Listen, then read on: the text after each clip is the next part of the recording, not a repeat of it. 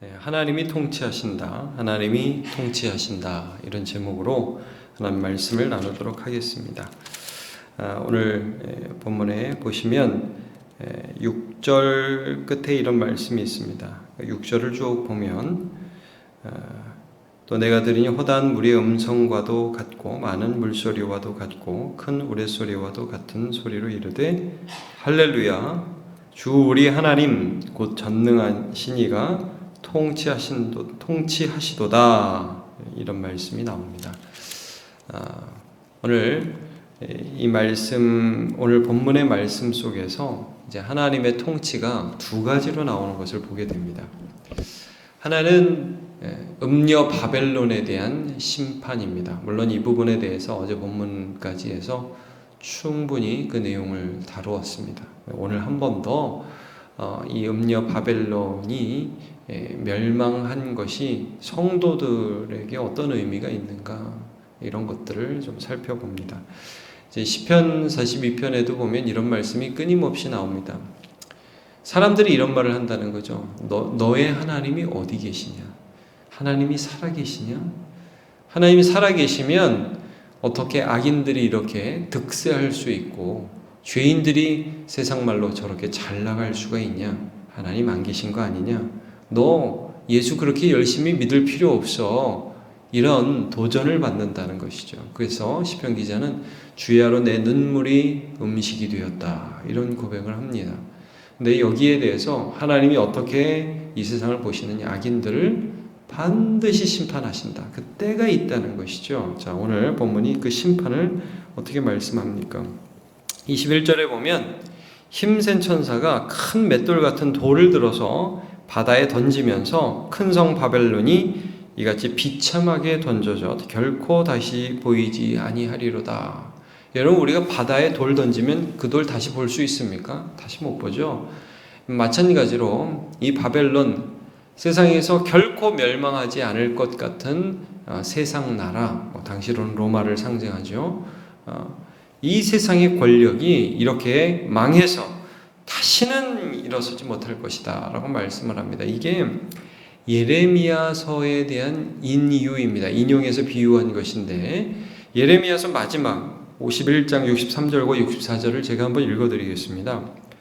너는 이 책 읽기를 다 한 후에 책을 돌에 메어 유브라데 강 속에 던지며 말하기를 바벨론이 나의 재난 때문에 이같이 몰락하여 다시 일어서지 못하리니 그들이 피폐하리라 하니라. 예레미야의 말이 이에 끝나니라. 이런 말씀이 있습니다.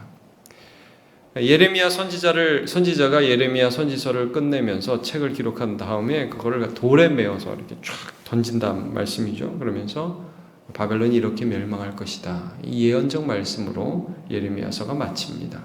마찬가지로 요한계시록에 이 땅의 권세들은 이렇게 멸망할 것이다. 그래서 여러분 그 다음 절을 보면 22절, 23절을 보면 다시 회복되지 못한다는 게 강조되고 있어요. 여러분 22절을 보십시오.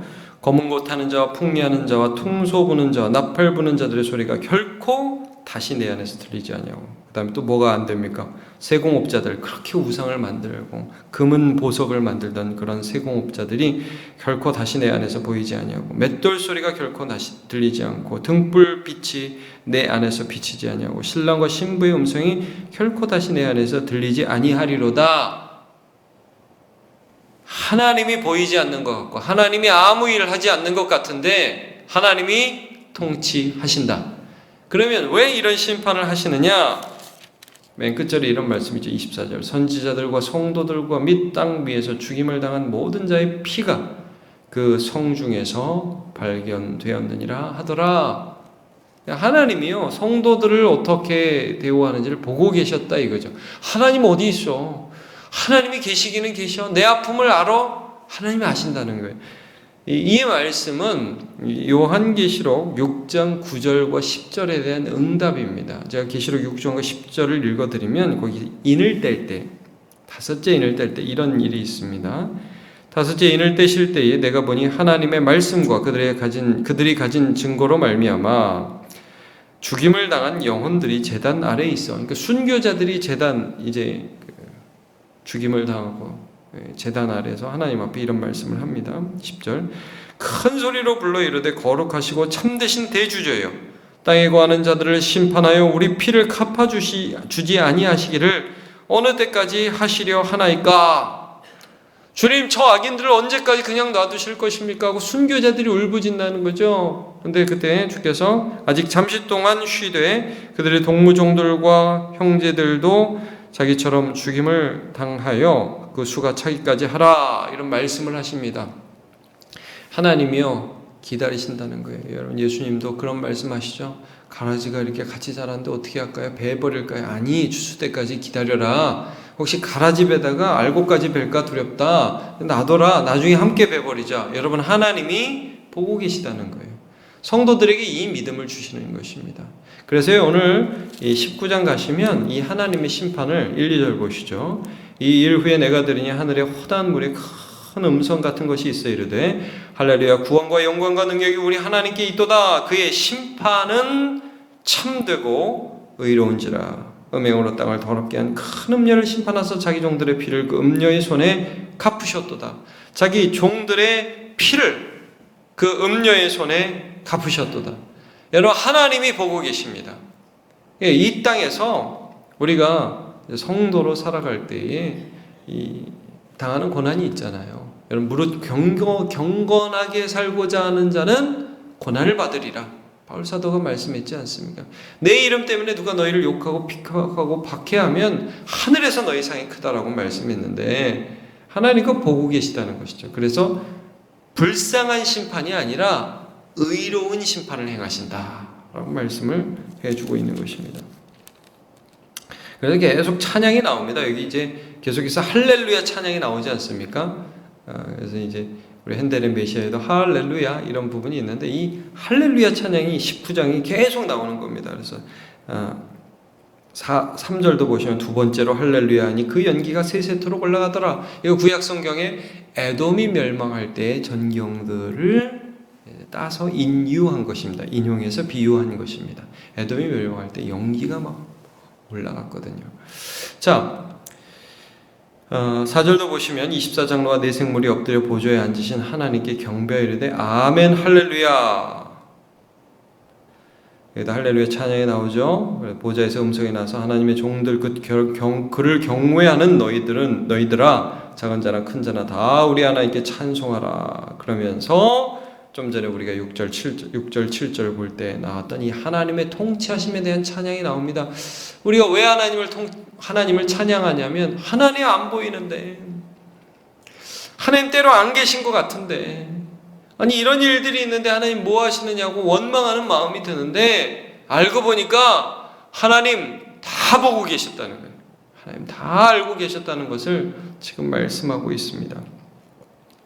자, 그러면 하나님의 통치가 이렇게 심판으로만 끝나느냐? 그게 아니라는 거예요. 여러분 7절을 보시면 어린 양의 혼인잔치를 예비하신 하나님, 그 혼인잔치 우리를 이 땅에서 예수 그리스도를 믿고 믿음으로 인내하는 자들을 초대하시는 하나님을 보게 됩니다. 이게 또 하나님의 통치죠. 7절을 보시면 우리가 즐거워하고 크게 기뻐하며 그에게 영광을 돌리세. 어린 양의 혼인 기약이 이르렀고 그의 아내가 자신을 준비하였으므로 그에게 빛나고 깨끗한 세마포옷을 입도록 허락하셨으니 이 세마포옷은 성도들의 옳은 행실이로다 하더라. 하나님이 이제 그 성도들, 어떻게 보면 이 땅에서 피 묻은 옷을 입고 이 땅에서 고난이라는 옷을 입고 있는 그 성도들을 불러서 이 옷을 하나 탁 준비시켜 가지고 어린 양의 혼인잔치에 참여시킨다는 거예요. 여러분, 우리가 예수님의 비유에서도 슬기로운 다섯 처녀, 어리석은 다섯 처녀 비유가 나오지 않습니까? 혼인잔치에 들어가는 거예요. 근데 이제 거기에서는 신부 들러리로 나오지만 거기서 준비하고 깨어있으라는 비유로 말씀을 하시지만 요즘 우리가 이제 신부로서 준비되는 말씀을 하고 있잖아요. 근데 여러분 좀 전에 보면 참 재밌는 말씀이 8절 보면 그 세마포 옷이 뭐라고 말씀합니까? 성도들의 옳은 행실이다, 이런 말씀을 합니다. 이것도 계시록 14장 말씀에 대한 해석으로 여러분 보시면 됩니다. 여러분 이거 한번 찾아보죠. 계시록 14장 한번 보십시오. 우리가 18장 보고 있는데 14장을 보시면 12절. 자, 이거 보면 이제 14만 4천이 그 옆에 쭉 나오죠. 그러면서 여기도 바벨론의 무너짐에 대한 선포가 이렇게 나오면서 자, 12절을 보시면 이런 말씀이 있습니다. 성도들의 인내가 여기 있나니 그들은 하나님의 계명과 예수에 대한 믿음을 지키는 자들이니라. 그러니까 여러분 믿음이 뭡니까? 예수 믿는다는 게 뭐냐면 고난 속에서 인내하는 거라 이겁니다. 특별히 이 로마의 핍박받는 시대에 여러분 우리가 믿음이 뭡니까? 이 세상에서 예수 믿기 살기 귀찮아요. 이 세상에서 예수님을 믿고 세상이 뭐라고 하지 않는데 내가 그 믿음대로 살아가려니까 여러분 주의를 지키려니까 힘들고 물질로 하나님 경외하려니까 힘들고 용서하려니까 힘들고 이거 뭐 때려치고 싶다 이런 생각이 들 때가 불쑥불쑥 올라온다 이겁니다. 근데 믿음이 뭐냐? 이런 시대를 우리가 살아가면서 하나님에 대한 신뢰를 저버리지 않고 인내하는 게 믿음이다 이거죠. 그런 삶을 살아가면 여러분 이 믿음의 삶이 하나님께 남는다 이거예요. 여러분 그래서 13절 보시면 또 내가 들으니 하늘에서 음성이 나서 이르되 기록하라. 지금 이후로 주 안에서 죽는 자들이 복이 있도다. 주 안에서 죽는 자들. 그 다음에 성령이 이걸 어떻게 해석하십니까? 성령이 이르시되 그러하다. 그들이 수고를 그치고 쉬리니 이는 그들이 행한 일이 따름이라. 오늘 이는 성도들의 옳은 행실이라 그러죠. 여러분 우리가 죽고 나면 하나님께서 우리가 믿음으로 인내한 것을 보시고 어린 양의 혼인잔치에 세마포 옷을 주신다 이 말입니다. 그러면 그 옳은 일이 뭐냐? 옳은 일이라는 것은 예수 그리스도를 믿고 인내하며 예수 그리스도를 믿고 이 세상에서 끝까지 믿음을 지킨 그것입니다. 믿음이죠, 믿음. 여러분 하나님이 통치하신다. 이게 우리 찬양의 이유가 된다고 오늘 말씀하고 있습니다. 하나님 어떻게 통치하십니까? 세상 나라를 심판하신다는 거예요. 악에 대해서 반드시 심판한다는 거예요. 요즘 뭐 뉴스를 보니까 이춘재라는 사람이 화성 연쇄살인 사건을 다 자기가 하고서 안 잡히고 수십 년을 잘 감췄죠. 죽기 전에 드러났습니다. 그 사람이 이 땅에서 심판받는 것보다 어떻게 보면 죽은 다음에 심판받는 게 더 두렵겠죠. 여러분 하나님이 반드시 심판하신다는 거예요. 그리고 하나님이 심판만 하시면 우리가 얼마나 두렵겠어요. 그런데 그 하나님이 우리가 하나님 앞에서 인내한 믿음에 대하여 우리에게 상 주시고 우리를 신부로 어린 양 예수 그리스도의 신부로 초청하시고 또 그 안에서 복을 반드시 이 세상에서 복과 비교할 수 없는 복을 주실 것을 여러분 믿음으로 바라보시기를 바랍니다. 하나님의 통치하심이 우리의 소망이 됩니다. 기도하겠습니다. 하나님, 모세는 이 땅에 있으면서 바로의 공주의 아들이라 칭함을 받으며 세상의 영광을 누리기보다 그리스도와 함께 고난받는 것을 바라보았는데 그것은 장차 주어질 영광을 바라보는 믿음 때문이었습니다. 세상에서는 너희가 환난을 당하나 담대하라. 내가 세상을 이기었노라라고 주님께서 말씀하셨습니다. 주님은 한 번도 우리에게 세상에서 내가 왕이 되었다, 세상에서 내가 돈을 많이 벌었다라고 말씀하지 않으시고 세상에서 환난을 당하였으나 믿음을 지켰다, 하나님을 끝까지 믿었다라고 말씀해 주셨습니다. 오늘 우리가 이 세상에 살면서 끝까지 하나님을 믿게 하여 주시옵소서. 우리가 할 수 없는 일들이 주님의 능력으로 이루어지게 해주시고 또 하나님께서 우리의 삶에 베푸신 은혜들을 바라보며 우리가 거기서만 만족하지 않고 어린 양의 혼인잔치를 바라보며 더 큰 은혜를 소망하는 믿음으로 오늘도 살아가게 하여 주옵소서. 심령에 하나님에 대한 기쁨과 하나님에 대한 기대와 소망이 넘치게 하여 주옵소서. 감사드리고 예수님의 이름으로 기도하옵나이다.